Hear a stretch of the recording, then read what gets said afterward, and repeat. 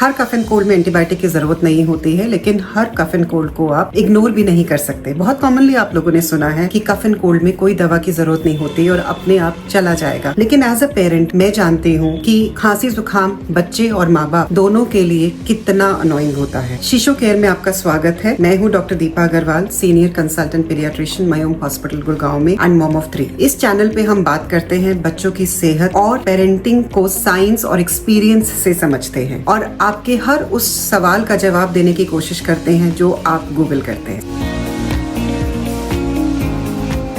70% बच्चे ओपीडी में मेरे पास खांसी जुकाम के साथ आते हैं और ये सबसे ज्यादा बच्चे और पेरेंट्स दोनों के लिए अनोइंग होता है। पहले जाने की खांसी होती क्यों है और क्या हमें हर खांसी का इलाज करना है। सो बेसिकली खांसी एक कॉफ रिसेप्टर्स के स्टिमुलेशन की वजह से होती है। हमारे नेजल एयरवेज और थ्रोट के पीछे कॉफ के रिसेप्टर्स होते हैं, जहाँ पे अगर बहुत ज्यादा सिक्रीशंस होती है, वो अगर उसको इरिटेट करती है तो खांसी इंड्यूस होती है। खांसी एक तरह का प्रोटेक्टिव रिफ्लेक्स है जो हमारे लंग्स को सिक्रीशंस अंदर जाने से बचाता है, क्योंकि नॉर्मली जब बच्चों को कोल्ड होता है तो सारी सिक्रीशंस पीछे से जाके गले में आती हैं और वहां पे जो कॉफ रिसेप्टर्स होते हैं स्टिमुलेट होते हैं, जिससे बच्चा खांस करके उन सिक्रीशंस को या तो उल्टी कर देता है, बाहर फेंक देता है या स्वोलो कर लेता है। अगर ये कॉफ रिसेप्टर्स नहीं होंगे तो ये सिक्रीशंस हमारी लंग्स में चली जाएंगी और वहां पे लंग्स में इन्फेक्शन होने का रिस्क बढ़ेगा, जिसको निमोनिया कहते हैं। तो चलिए बात करते हैं कफ एंड कोल्ड बच्चों में क्यों इतने ज्यादा होते हैं, उसके क्या सिम्टम्स होते हैं, किन सिम्टम्स में आपको डॉक्टर को जरूर दिखाना चाहिए, घर पे आप उसके कैसे इलाज कर सकते हैं, कब आपको डॉक्टर के पास जाना जरूरी होता है, क्या दवाइयाँ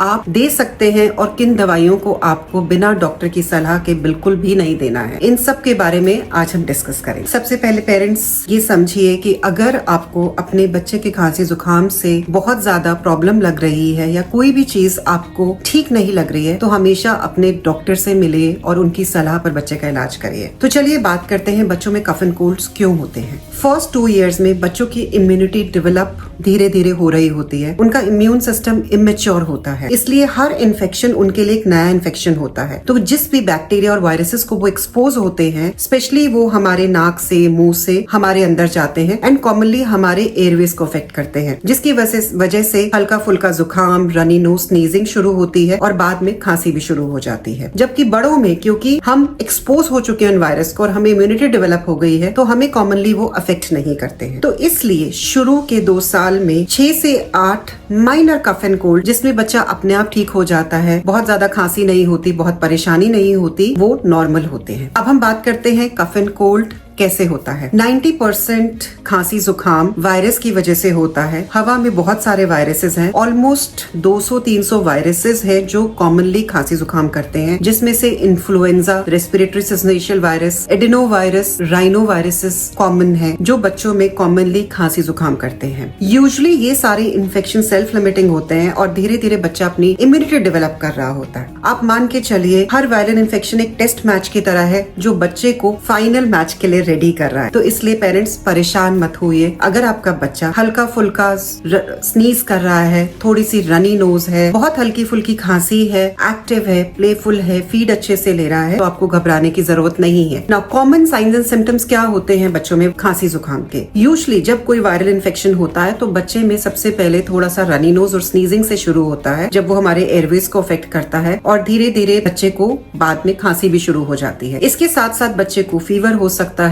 हेडेक हो सकता है, उल्टी हो सकती है, पेट दर्द भी हो सकता है एंड कई बार बच्चों में थोड़े बहुत लूज मोशंस भी हो सकते हैं। कॉमनली बच्चों में किसी भी वायरल इन्फेक्शंस के जनरलाइज सिम्टम्स होते हैं जो हमारे किसी भी सिस्टम को अफेक्ट कर सकते हैं, लेकिन जो रेस्पिरेटरी सिम्टम्स होते हैं वो सबसे ज्यादा कॉमन होते हैं। अगर आपके बच्चे को बुखार है तो आप बुखार की दवा जैसे पैरासिटामोल, जो कैलपोल क्रोसिन के नाम से मार्केट में मिलती है, आप दे सकते हैं। कॉमनली पेरेंट्स मुझसे पूछते हैं कि मैम कोई तो दवा दे दीजिए, बच्चे को इतना जुकाम हो रहा है, नाक बंद हो रहा है। लेकिन parents remember, minor cough and cold में मेडिसिन की जरूरत नहीं होती है। कुछ home remedies and supportive care से यूजुअली बच्चे 5-7 दिन में अपने आप ठीक हो जाते हैं। जब बच्चे को खांसी जुकाम हो आप क्या कर सकते हैं, उसको मैं एज वाइज डिवाइड करूंगी। अगर बच्चा 1 साल के नीचे है तो आप क्या करेंगे, 1 से 2 साल के बीच में क्या कर सकते हैं और उसके बाद आप क्या क्या रेमेडीज ऐड कर सकते हैं। अगर बच्चा 1 साल के नीचे है और उसको अगर हल्का फुल्का जुकाम है, नाक बंद है, रनी नोज है, तो सबसे इम्पोर्टेंट होता है सलाइन स्प्रे। सलाइन स्प्रे आपको मार्केट में मिल जाएगा। आप दिन में 3 से 4 बार बच्चे की नोज में डाल सकते हैं। उसको आप आजकल स्क्वीज वाली बॉटल्स आती हैं जिनको आप प्रेस करके दोनों नॉस्ट्रल्स में डालिए, उससे सिक्रीशंस लूजन अप हो जाती हैं और म्यूकस नीचे शिफ्ट होके कई बार बच्चा स्वॉलो कर लेता है या उल्टी करके निकाल देता है। सलाइन स्प्रेस को आप स्पेसिफिकली फीड से पहले, अगर फीड नहीं ले पा रहा है नाक बंद होने की वजह से या सो नहीं पा रहा है, उस समय पे जरूर यूज करिए। अगर लगता है कि नोज में सिक्रेशंस थोड़ी ज्यादा थिक है और बच्चा बहुत परेशान है तो सलाइन स्प्रे के साथ आप नेजल एस्पिरेटर यूज कर सकते हैं जो इजिली मार्केट में मिल जाता है। इट इज काइंड ऑफ एक छोटा बल्ब जैसा डिवाइस होता है जिसको आप प्रेस करके नोज में डालिए और सिक्रीशंस को सक आउट कर सकते हैं। लेकिन ध्यान रहे कि इसको आपको बार बार नहीं करना है, जब बहुत ज्यादा जरूरत हो तभी करिए, बिकॉज अगर आप बहुत ज्यादा सक्शन करते हैं तो नेजल पैसेजेस इरिटेट होते हैं और ज्यादा म्यूकस प्रोड्यूस करते हैं। देखिए, नेजल पैसेजेस का तो काम ही है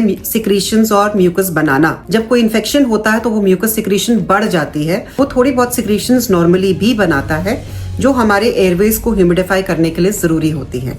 तो इसलिए बहुत ज्यादा एस्पिरेटर को मत यूज करिए, स्पेशली फीड से पहले या सोने से पहले। अगर बच्चा बहुत रेस्टलेस है तो आप उसको यूज कर सकते हैं। सेकंड आता है ह्यूमिडिफिकेशन। आप उसके लिए स्टीमर यूज कर सकते हैं, ह्यूमिडिफायर यूज कर सकते हैं या फिर स्टीम रूम यूज कर सकते हैं। तो उसको आप कैसे यूज करेंगे? अगर बच्चा छोटा है तो कभी भी बच्चे को स्टीमर के सामने लेके भाप मत दिलाइए। एक तरीका होता है कि जब बच्चा सो रहा हो तो उसको बेड साइड पे थोड़ा सा ह्यूमिडिफायर लगा दीजिए, जिससे एयर थोड़ी सी ह्यूमिडिफाई हो जाएगी और सिक्रीशंस लूज होके थोड़ा सा नीचे ट्रैवल कर जाएंगी। दूसरा तरीका है, अगर आपके पास कफ कोल्ड का स्टीमर है तो उसको भी आप थोड़ी देर के लिए बेड साइड चला सकते हैं, जिससे वो थोड़ा सा कमरे में स्टीम बनाएगा और बच्चे के नेजल पैसेजेस क्लियर हो जाएंगे। तीसरा तरीका, अगर बच्चा बहुत छोटा है तो आप अपने बाथरूम में या तो हॉट शावर या हॉट वाटर टैप चला दीजिए बाल्टी के अंदर। 2-4 मिनट के बाद बाथरूम में बहुत ज्यादा स्टीम बन जाएगी। उस समय आप बच्चे को लेकर के दूर खड़े हो जाइए। 10 to 15 मिनट्स तक आप उस स्टीम रूम में खड़े रहिए, उससे भी सारी सिक्रीशंस लूजन अप होके निकल जाती हैं और बच्चे को रिलीफ आता है। थर्ड होता है वार्म लिक्विड्स। जितना हो सके जब बच्चे को खांसी जुकाम हो, keep on offering water. Less than 6 months पे आप फ्रीक्वेंट ब्रेस्ट फीडिंग कराओगे या फॉर्मूला फीडिंग, जो भी बच्चा ले रहा है, 6 मंथ्स to 1 ईयर के बीच में आप बच्चे को थोड़ा वाटर ऑफर करते रहिए। जितना बच्चा हाइड्रेटेड होगा उतना रिकवरी कफ एंड कोल्ड से अर्ली होगा। Keep on offering water to maintain the hydration of the baby. Home remedies में आप और क्या कर सकते हैं? बेबी चेस्ट रब यूज कर सकते हैं। Remember, it is baby chest रब, नॉट नॉर्मल विक्स जिसमें मेंथॉल या मिंट होता है। बेबी चेस्ट रब में यूकेलिप्टस ऑयल होता है which is safe for the babies. आप उसको चेस्ट पे और बैक पे हल्का सा रब कर सकते हैं, लेकिन अगर आपको थोड़ा सा भी डाउट लग रहा है कि बच्चे को कोई रिएक्शन ना हो तो आप पहले एक एरिया पे टेस्ट कर लीजिए, और अगर आपको लगता है बच्चा सेंसिटिव है तो आप मत यूज करिए। आता है बच्चे को कैसे आप रात में कंफर्टेबल कर सकते हैं अगर बच्चे की नोज ब्लॉक है। जब आप बच्चे को सुलाएं तो बच्चे को थोड़ा सर ऊंचा करके सुलाएं। हेड को जो है 15 से 30 डिग्री थोड़ा सा अप कर दीजिए, उससे जो है सिक्रीशंस बार बार गले में इरिटेट नहीं करेंगी और बच्चा थोड़ा कंफर्टेबली सो पाएगा। सो इसलिए ये पोजीशन भी बच्चों को कफ एंड कोल्ड में काफी हेल्प करती है। अब बात करते हैं मेडिसिन की। क्या आप कोई मेडिसिन दे सकते हैं? प्रेफरेबली लेस देन 1 ईयर हमें कोई भी मेडिसिन अपने आप नहीं देनी होती है। स्ट्रिक्टली एंटीबायोटिक्स बिल्कुल नहीं देनी है। अगर बच्चा बहुत ज्यादा खांस रहा है या ब्रीदिंग डिफिकल्टी लग रही है या तेज बुखार आ रहा है या बच्चे को सांस में परेशानी हो रही है, बच्चा सुस्त लग रहा है, बिल्कुल सो नहीं पा रहा है, तो आपको अपने डॉक्टर से मिलकर उनकी सलाह से ही आगे कोई दवाई देनी है। 1 साल से नीचे के बच्चे में कोई भी ओवर द काउंटर मेडिकेशन आपको नहीं देनी है एक्सेप्ट सलाइन स्प्रेस। अब हम बात करते हैं 1 साल के ऊपर। 1 साल के ऊपर के बच्चों में जो सारी चीजें मैंने आपको बताई हैं उसके अलावा आप हनी ऐड कर सकते हैं। हनी की बहुत अच्छी एंटी इन्फ्लेमेटरी प्रॉपर्टीज होती हैं और व्हेन कफ एंड कोल्ड में काफी हेल्पफुल पाया गया है। Less than 1 years honey is not recommended. Honey हमें नहीं यूज करना है क्योंकि उससे रिस्क ऑफ बॉटुलिज्म बढ़ जाता है। बट 1 साल के ऊपर के बच्चे में आप हनी दे सकते हैं 1 टीस्पून बिफोर बेड टाइम। इसके अलावा आप ऐड कर सकते हैं हल्दी दूध। हल्दी दूध की भी बहुत अच्छी एंटी इन्फ्लेमेटरी प्रॉपर्टीज होती हैं। आप इवनिंग में बच्चे को गर्म हल्दी दूध दे सकते हैं। उसको बनाने के लिए आप 1 कप दूध लीजिए, उसमें 1/4 टीस्पून आप उसमें हल्दी पाउडर डालिए, उसको अच्छे से बॉईल कर लीजिए, फिर ठंडा करके you can add a pinch of ginger and black pepper and before giving to the child you can also add 1/2 to 1 teaspoon of honey into that. तो रूटीन कफ एंड कोल्ड की जो medicine over the counter मिलती हैं जैसे मैक्स्ट्रा है, चेरिकॉफ है या टिमिनिक है, जो कॉमनली मैं देखती हूँ ओपीडी में पेरेंट्स लेकर आते हैं कि हम बच्चे को ये दे रहे हैं। आप समझिए ये जितनी भी ओवर द काउंटर ड्रग्स हैं इनमें होता है फिनाइल एफ्रीन एंड डेक्स्ट्रोमेथॉर्फिन, जो लेस देन 4 इयर्स के बच्चों में रिकमेंडेड रिकमेंडेड नहीं है। स्ट्रिक्टली डेक्स्ट्रोमेथॉर्फिन 4 साल के ऊपर रिकमेंडेड है। उससे नीचे हमें कोई भी सिर्फ जिसमें डेक्स्ट्रोमेथॉर्फिन है बच्चे को नहीं देना चाहिए। इसके अलावा आपको ये समझना बहुत जरूरी है कि बच्चों को जो खांसी होती है वो नेजल सिक्रीशंस की वजह से भी हो सकती है, बिकॉज ऑफ थ्रोट इरिटेशन, या फिर लंग्स में सिक्रीशंस की वजह से भी हो सकती है, जिसके लिए बच्चे को डॉक्टर को दिखाना बहुत जरूरी है। डॉक्टर आपके बच्चे को देख के समझ पाएगा कि उसको खांसी चेस्ट कंजेशन की वजह से है या नेजल कंजेशन की वजह से है, और उसी हिसाब से मेडिसिन दी जाती हैं। तो इसलिए कभी भी खांसी के लिए ओवर द काउंटर सिरप्स लेकर बच्चे को मत दीजिए,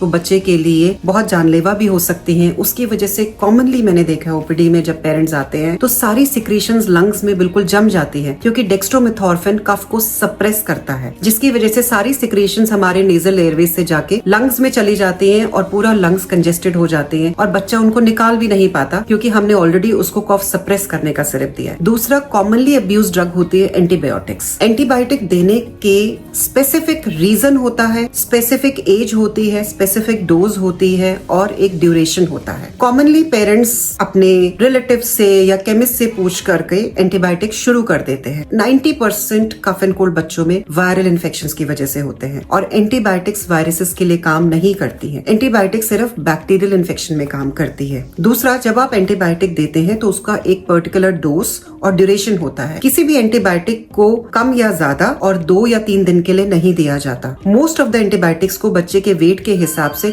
कम 5 दिन दिया जाता है। अगर आप एंटीबायोटिक शुरू करते हैं और 2 दिन में ठीक हो जाता है, कॉमनली पेरेंट्स एंटीबायोटिक बंद कर देते हैं कि बच्चा ठीक हो गया, लेकिन रीजन यूजुअली होता है कि वो वायरल इन्फेक्शन था जो अपने आप 4-5 दिन में ठीक होने लगता है। तो इसलिए किसी भी माइनर कफ एंड कोल्ड में आपको एंटीबायोटिक नहीं देना है। नेक्स्ट हम बात करते हैं नेबुलाइजर्स की। कॉमनली पेरेंट्स को ये फियर होता है कि नेबुलाइजर नहीं देना चाहिए, नेबुलाइजर से हैबिट बन जाएगी, उससे उसको बार बार खांसी होगी। तो सबसे पहले नेबुलाइजर आपको अपने आप बिल्कुल भी नहीं देना है। जब भी देना है डॉक्टर के एडवाइस पे देना है, उसमें क्या मेडिसिन डालनी है, क्योंकि हर बच्चे की रिक्वायरमेंट अलग हो सकती है। अगर आपके बच्चे को बहुत फ्रीक्वेंट कफ कोल्ड्स है, कोई एलर्जिक कंडीशंस है, एलर्जिक राइनाइटिस है, एस्मा है, तो उसमें मेडिसिन डिफरेंट तरीके से दी जाती है। Otherwise normal routine viral cough cold में नेबुलाइजर देने की जरूरत बहुत कम पड़ती है। अब हम बात करते हैं कि कब आपको अपने डॉक्टर को दिखाना है। अगर आपके बच्चे को बहुत तेज बुखार आ रहा है, खांसी बहुत ज्यादा हो रही है, सांस में परेशानी लग रही है, ब्रीदिंग बहुत ज्यादा फास्ट है, बच्चा खाना पीना नहीं खा रहा है या बहुत कम खा रहा है, उल्टियां कर रहा है, सुस्त लग रहा है, बहुत ज्यादा चिड़चिड़ा लग रहा है, बार बार कान पकड़ रहा है, या कोई भी ऐसा कंसर्न जो आपको एज अ पेरेंट लगता है कि ठीक नहीं है, आप अपने डॉक्टर को मिलिए, बच्चे को दिखाइए और उनके एडवाइस पे उसको जो मेडिसिन की जरूरत है वो दीजिए। बिकॉज अगर ये वायरल कफ एंड कोल्ड 4-5 दिन में नहीं ठीक हो रहा तो कई बार उसमें सुपर एडेड बैक्टीरियल इन्फेक्शन हो जाता है, जिसकी वजह से इन्फेक्शन लंग्स में और कान में भी जा सकता है। तो डॉक्टर ही देखकर आपको समझा पाएगा कि बच्चे को क्या प्रॉब्लम है। तो इन केसेस में आपको सेल्फ मेडिकेशन एंड सिर्फ होम रेमेडीज ट्राई बिल्कुल नहीं करनी है। और अगर कोई भी कफ, चाहे वो बहुत हल्का फुल्का भी है, 4 हफ्ते से ज्यादा परसिस्ट कर रहा है, तो भी आपको डॉक्टर को दिखाना बहुत जरूरी है। अगर आपको ये वीडियो अच्छा लगा तो इसको लाइक और शेयर करना मत भूलिएगा, क्योंकि पेरेंटिंग इजी नहीं होती, लेकिन गाइडेंस हेल्प जरूर करती है। शिशु केयर के साथ जुड़े रहिए, सब्सक्राइब का आइकॉन दबाना मत भूलिए। फिर आगे बात करेंगे कुछ इसी तरह के प्रॉब्लम्स और क्वेश्चंस के साथ जो आप रूटीनली गूगल करते हैं। Stay safe, bye bye.